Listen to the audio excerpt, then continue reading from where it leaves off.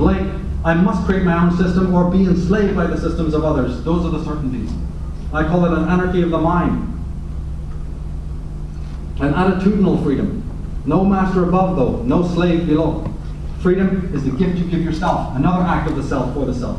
Because there is no such thing as collective freedom in anything as much as there's no such thing as collective love, or collective harmony, or collective utopia. There's only your freedom. Your way of seeing that even makes the most dire consequences into something immense. Something personal to you that others did not see in it. Now this imperial self, as I said, is defensive. It does not interact with others or have relationships. The self has a relationship only with the self. Otherwise it immediately ceases to be a self. It's like your shadow in a way. It goes where you go. And most people don't think it's possible to have a relationship with oneself. It's still a kind of a new concept in this healing mode that we're going through. It even sounds preposterous to most ears.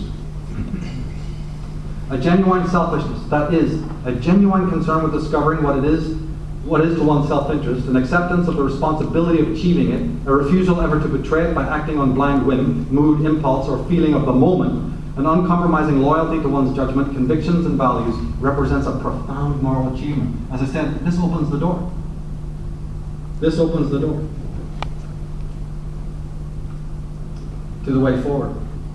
William Barrett, ruminating more on the work of Heidegger, says, this seriousness is the simple and forthright seriousness of someone who has at last arrived at a center, and who is therefore at last totally engaged in the project of his life, with all that it entails. This person exists under the eye of eternity, and therefore what he does in the moment is absolutely real. That is authenticity. And it's the transcendence, the lightness that we're talking about.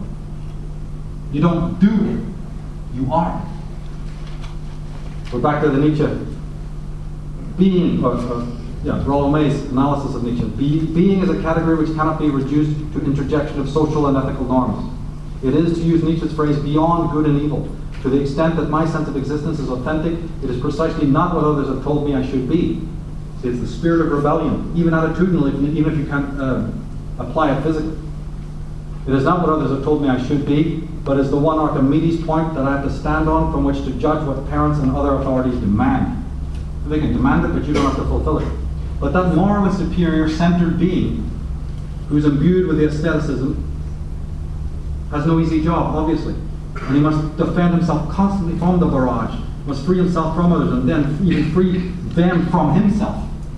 Remember the dependency? I'm going to be vigilant. If I express my true love and not allowing you to lose your center, I will not allow you to lose your center in my life. If I do so, I am violating sovereignty, my own and yours. Zero tolerance for the lie. Aleister Crowley puts it in the strongest words possible. Because the question arises, is such a man moral in the normal way? Is he virtuous? Crowley says absolutely. Because he sees then that we can never affect anything outside ourselves, save only it is also within us. Whatever I do to another, I do to myself. If I kill a man, I destroy my own life at the same time. Every vibration awakens all others of its own particular pitch. To harm another is to harm oneself, said Socrates. So yes, there is a morality involved. The man is fighting, but he is a moral entity.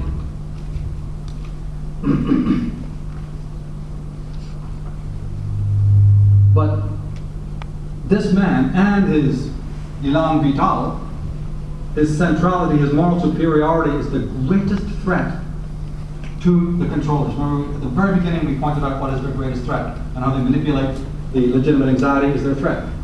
Now we have another threat. The very existence of this man, his very physical existence, is a deep, deep threat. And so a great deal of the mechanisms and the orcs that they unleash is to stop this very process from taking place. Education, medical, television, media, the lot. They wish to obliterate that person. Or, another way they do it is to make it so stressful to be that kind of person that you go banging at the gates of the global village, let me in, I can't take it out here. Alan Watts says the most strongly enforced of all known taboos is the taboo against knowing who or what you are really behind the mask of your apparently separate, independent, and isolated ego. And Nietzsche says the individual has always had the struggle to keep from being overwhelmed by the tribe. If you try it, you'll often be lonely and sometimes frightened. But no price is too high to pay for the privilege of owning yourself.